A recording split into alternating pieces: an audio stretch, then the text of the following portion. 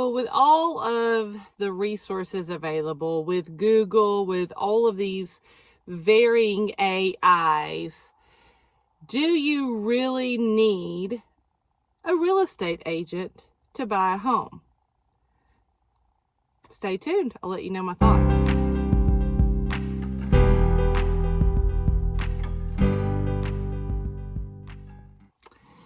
So I'm Melody. I'm a local real estate agent here in East Tennessee, and I am just amazed about all of the different technological advances that have been going on, again, with Google, other search engines, with all these AIs, and they're getting so advanced. I even saw a video the other day where you could order pizza through an AI. And so that led me to think, okay, with all this technology, if I'm buying a house, do I really need an agent?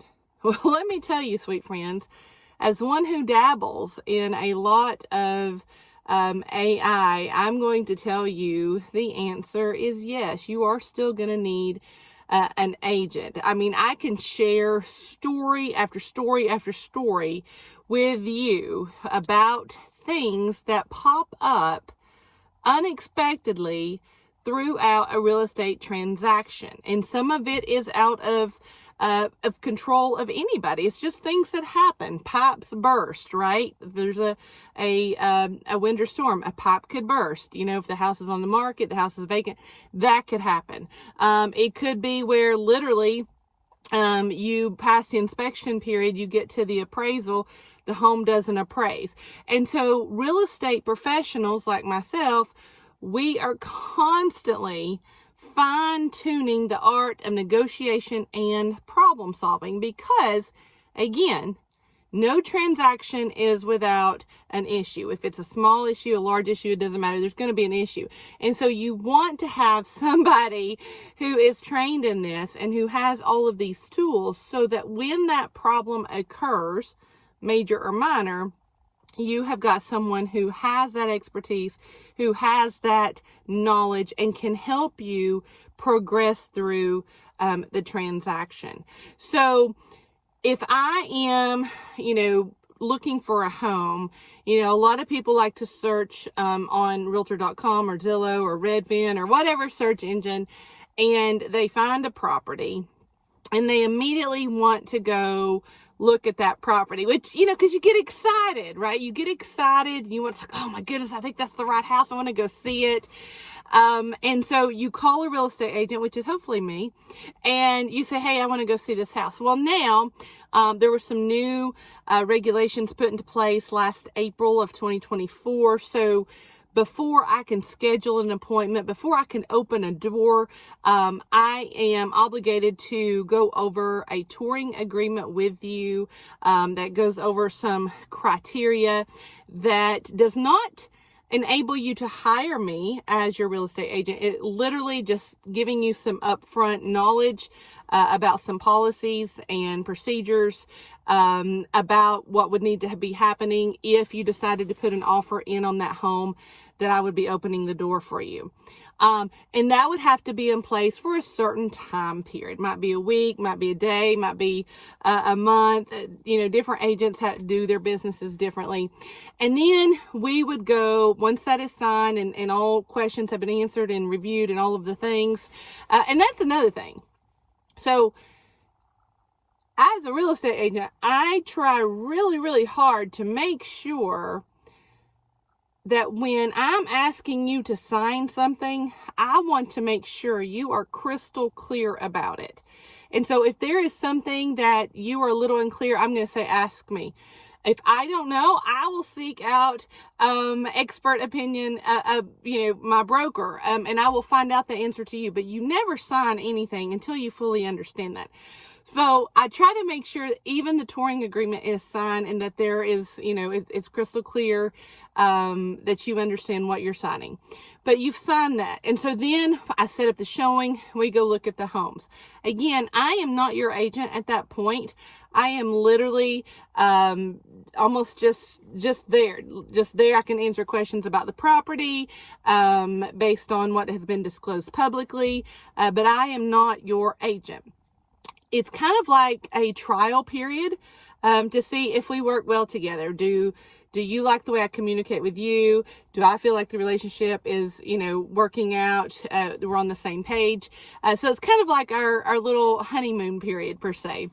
And then when that touring agreement expires, you can do a couple of things. You can do another one, or you can say, you know what, I really like how this is going. I want to go ahead and hire, in this case I want to go ahead and hire Melody to be my real estate agent. Then we will go into what is called a buyer's representation agreement. It's a little bit lengthier. I think it's about 5 pages now. Again, I would go over to make sure you understood everything. And then when you sign that, then that's when I am legally your agent, and I am representing you and your best interest in all the things. And so once you hire me, then we can have that client relationship, and I will continue to set up showings for you. We'll look at tax records, we'll look at whatever you want to look at, and we will do that. And you decide to place an offer on a home. Well, the offer form in East Tennessee is about 11 pages because there's a lot of criteria on there. And so I will hopefully have gotten to know you pretty well by then, that I'll be able to answer some of those questions based on previous conversations. But there will be some more questions that I will ask for you. And then as I put that information into the offer agreement, which here in East Tennessee is called a purchase and sale agreement. That is the offer form. And as I am inputting your information that you gave me into that form, I will be reviewing it with you again to make sure the terms are exactly how you want them to. I'll give you a chance to read over it again after we've gone over it. And when you're comfortable, I'll ask you to sign that. Then I send it over to the listing agent. I call, text, both sometimes. Hey, I've got an offer coming your way. And then we wait on the response. Now, this is interesting because I always tell my sellers, if we get an offer, and you don't like it, let's try to at least come up with a counter offer. But there are those clients who will say, no, I don't even want to deal with this. I just want to deny it. But at least I ask them, if they want to deny a person's offer, to at least sign it saying they acknowledge that I presented the offer to them, so we can send it back to the buyer's agent.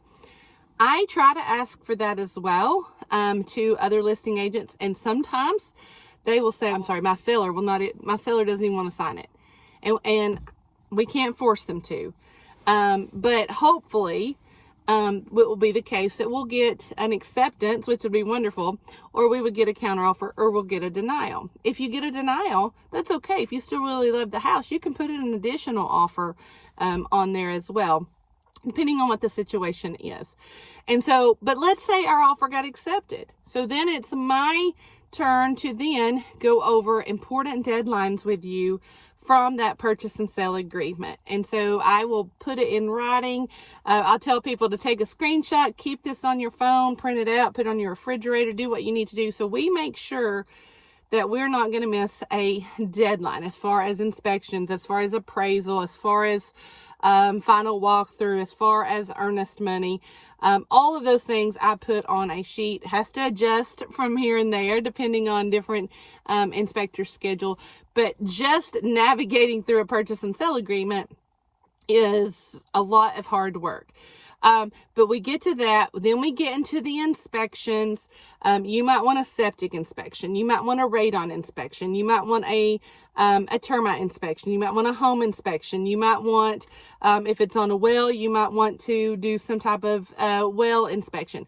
There's all these inspections that you may want to do. And so that scheduling of inspections is usually done by the buyer. We, as the buyer's agents, we normally just communicate when those times are with the listing agent, and the listing agent can then refer to the homeowner to make sure those times are okay. But the buyer normally schedules those appointments. They choose who they want to have to come. And sometimes they'll say, well, I'm just moving here. I don't really know a good home inspector. Can you recommend someone? As a buyer's agent, I can't recommend anyone, but I can give you a list of vendors that you can call and research from that list, or you can just research on your own as well. So we get all the inspections done. The reports come back. We have a time frame according to the purchase and sale agreement of, okay, now that we've got all the inspections back, here's what we would like to maybe ask the seller to either fix, repair, give us maybe a credit of money, or we might like, oh, these are all small things. We can deal with it ourselves. So we have to discuss that. And that is called, I consider it kind of like the negotiation period, but on the contract, it calls a resolution period. It's a time frame after all the inspections have been done. We present a list to the listing agent, to the seller, saying, okay, this is what we want fixed, or you know what, we love this house. We can do the small things, no big deal. Or can you give us a credit for this, this, and this? Again, that comes into play. That's part of my job. That's the fun part that I get to do. And then sometimes we have to go back and forth between the buyer and the seller. You know, what we're asking the seller to do, what the seller wants to do. Can we deal with that? Do we want to tweak it? That goes back and forth. And then we wait. We then have to wait on the appraiser, who is ordered by the lender. The lender puts out a bid for the appraiser. An appraiser accepts it. It's on their schedule. They'll call the listing agent to get that scheduled, and they will go out and do that. And then once that appraisal is done, it comes back to you, the buyer, and we will then know if it appraised or not. If it does not, then that's where my job comes back into play. And I say, okay, it didn't appraise. Is there a way we can figure out to keep this deal solid? Because my buyer really wants to buy it, but it didn't appraise at the asking price. And we go from there. If it does appraise, then we're on to just a few days right before closing, where we do a final walkthrough of the property to see if anything has changed since the time that we put the offer in on the home.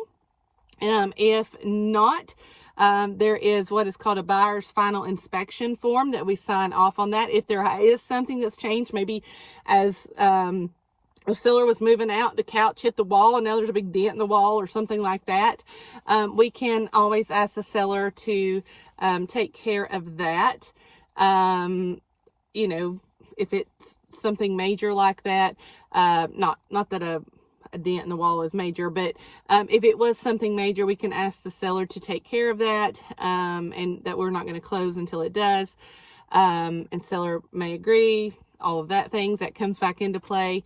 And then the last thing is closing. And so when we get to closing, going over those final documents that is presented, there's a couple of documents for real estate. Then the title company goes over any documents from the lender, and from and also with the deeds, depending on what kind of deed you're getting, and all of the things.